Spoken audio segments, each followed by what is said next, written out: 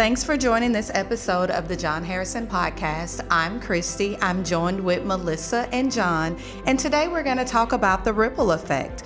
The ripple effect is how leadership's decisions impact workplace culture. John, what are your thoughts on that? Yeah, and I would just say it this way, that we talk about ripple effect, you think about throwing a pebble in a pond and it ripples, right?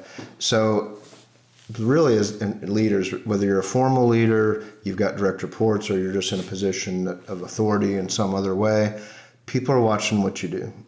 And we talk about workplace culture, and we think, well, it's based on our vision statement and our core values, and of course. But what people are really watching throughout the day are people walking it out. And there's positive ways that leaders can walk that out. Through good times, bad times, especially even in bad times. Well, even in a tough situation, our supervisor was very positive. He was respectful.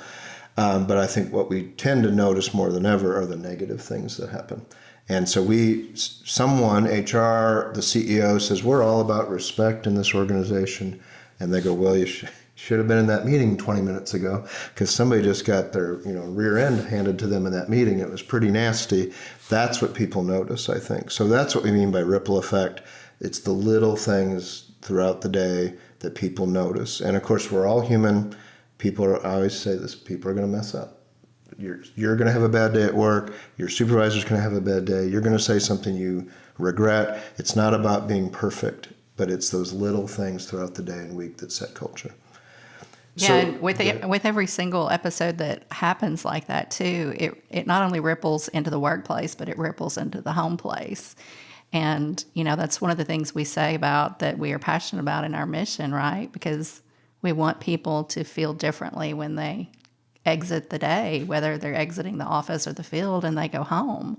So I think if we think about it on the grander scale of things and the attitude, it really becomes more clear and obvious in some ways. Yeah, it's back to the water bottle. I always love the water bottle analogy.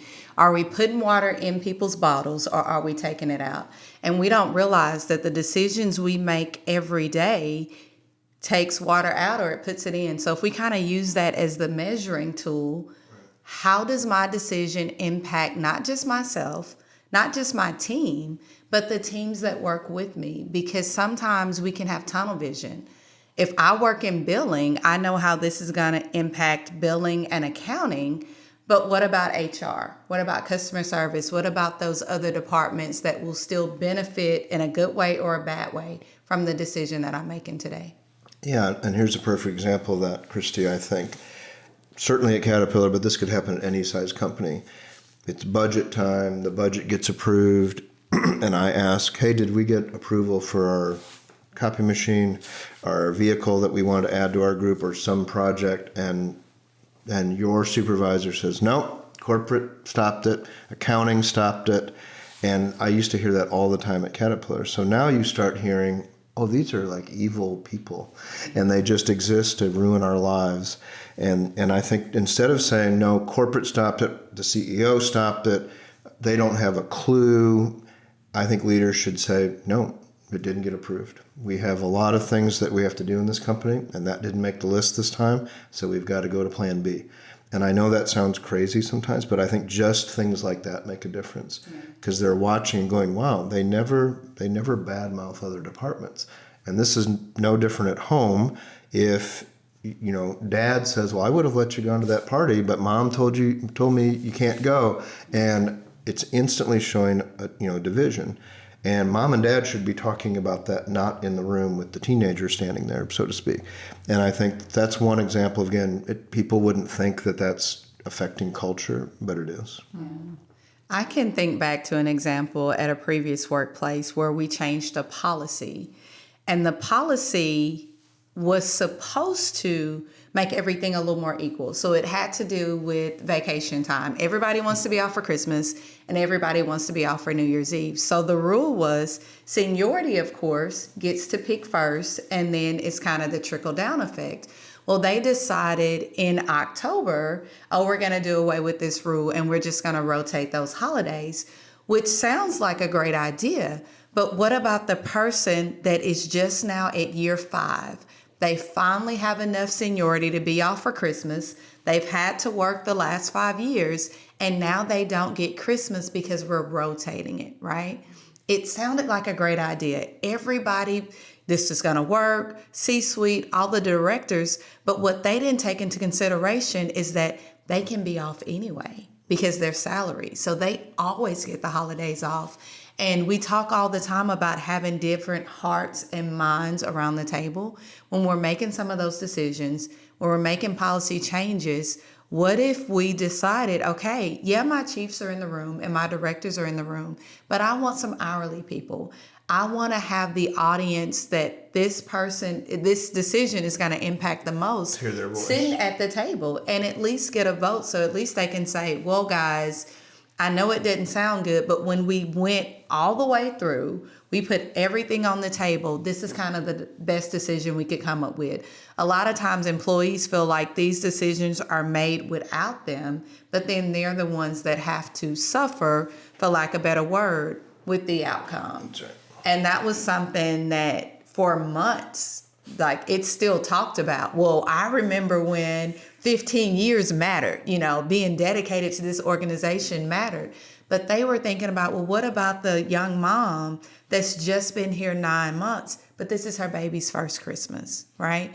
So their heart was in the right place, but really didn't take the time to peel back the onion, to look at the impact on everybody involved. Yeah, I think focus groups kind of get a bad rap sometimes, but if they're managed well and proactively initiated, you can get a lot of that context in a situation like that example you just gave, right? So it's not just the leadership at the senior level looking at the situation, making the decisions. You kind of have different perspectives at all levels of the organizations, all level of the organization. But I also feel like, too, that those mid-level supervisors, they have to be very careful about how they ask, right? Because they're getting feedback from the people that report to them. And then you've got the senior leadership that are up there making the decision, so to speak, the final. They're in the middle. They're in the middle. And I've heard supervisors say, what are we doing? Just what are we doing? Right. And that doesn't sound bad at all, but it could have a negative connotation. It could be perceived that you're talking negatively about the decision as a whole, or that maybe they didn't listen to their people, right? So you just have to be careful about, especially in mid-level leadership. And because they're the ones that are going to get all the questions when the rule change. Yeah. Well, why is it like this or why is it like that? And like John was saying earlier, it's easier to say, well, management made the decision, or, I wasn't a part, or I didn't agree. But once the decision is made, it has to be a united front, even if you don't agree with what happened. Well, that's what I was going to say, too. Never are these, I don't care if it's work schedules, policies, where people park. It doesn't matter what it is. No one is always going to be happy. I mean, you're not going to make everybody happy. So it's not about, let's have, 100 focus groups to make everybody happy. But it is, at the outset, have we thought about different people and again, what I tried to do, I got my leaders together when we were making a policy change. And I would say, no, again, I need feedback. Here's my thoughts on what we need to do differently. What do you all think about that? But to Christy's point, too, kind of what Melissa said also, at some point I went, now when we walk out this door, we are all on the same page. And you can't say, well, that was John's idea or it was corporate's idea. But what I remember being a frontline supervisor and decisions were made, I had no idea why they were made. And so now I'm out on the floor, I'm talking to people and they go, why did we change that? And I didn't blame corporate, but I went, I really don't know. Mm-hmm. And I tried to always fix that. I'm like, no, I want everyone to understand why we're doing what we're doing, even if they don't like it. The why is important. I don't want to go down a HR compliance rat hole here, but I have a friend who works for a really large company in Oklahoma City, and I was talking to her about their performance review process because she's been there 10 years, and it's really hard for me to believe that she moved from Central Arkansas 10 years ago, but she has been, and she got a really nice, plaque and things for her 10-year anniversary. And I said, well, how did your performance review go this year? And she goes, oh, we don't have those. And I said, you don't have a performance review? And she goes, No, she said, I'm still hourly, even though I'm in a professional kind of role and a lead in a lot of ways. But she said, it's really only our salary employees that have performance reviews. And I went, oh, okay. I said, so do you get feedback on a regular basis? And she said, well, yeah, I usually do, but it's just on a project by project basis. And I was like, so you don't really get an overview, right? So even that inconsistency of a process can form ripples in a way that we don't need or want them to be in an organization. Thankfully, she's mature and she goes and she will ask, how did I do in this project? Or how did it go? What feedback, constructive or positive, do you have for me? But not all people will do that. No, that's the point. And I think it creates an us and them. Or, well, if you work for Joe, he always does performance reviews, but I work for Mary, she never did them, or all of that. And I think realizing, again, different groups, I was in the world where we were 24/7 facilities a lot of the time. And my first plant in North Carolina, I said we should be doing monthly all-employee meetings so people know what's going on, of course. And so my HR person said, well, we'll do the first shift meeting at 7. That's the beginning of first shift, so we'll catch them when they're fresh. The second shift meeting we'll do at 3 p.m. And I went, okay, at the beginning of their shift. And they said, oh, and third shift we'll do at 6 a.m. at the end. I said, why are we not doing it at 11 p.m. when they start? Mm-hmm. And she said, well, then we'd have to come in at 11 o'clock.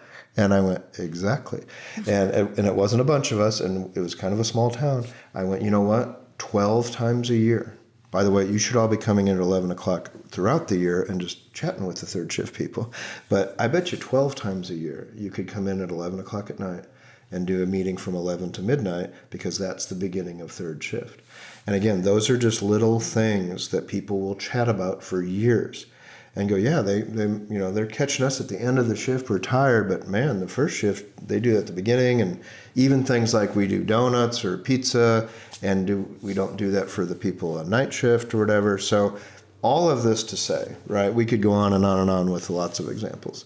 But this isn't just for supervisors and managers, by the way, because there are staff and hourly people, and you're listening, some of you, and you can go, yeah, management needs to listen to this podcast because they screw up and they don't do this very well. But are you representing the culture well every day? And if you say we're all about respect, and my supervisor doesn't respect me, but then you're being disrespectful to a coworker, or you don't respond to an email, or you don't whatever, that's another little piece of the culture. So the point today is just really getting you to think about these daily interactions. You think about that as you look back on your childhood, maybe great things that happened in your childhood. Your parents and grandparents were not perfect, and they messed up. But what you look at when they pass away, I think you look at their life, and you go, overall, they really loved us, and they tried to do their best. And that's all I'm saying. In a workplace culture, you're going to mess up. You're going to have some bad days. But it's not the pizza parties that set culture. It's not the vision statement on the wall. It's these daily situations. Thanks for joining us on this episode of the John Harrison Podcast. Take a moment to reflect. What ripple effect is your leadership creating? Remember, aligning actions with your core values can change the trajectory of your culture and impact beyond the office.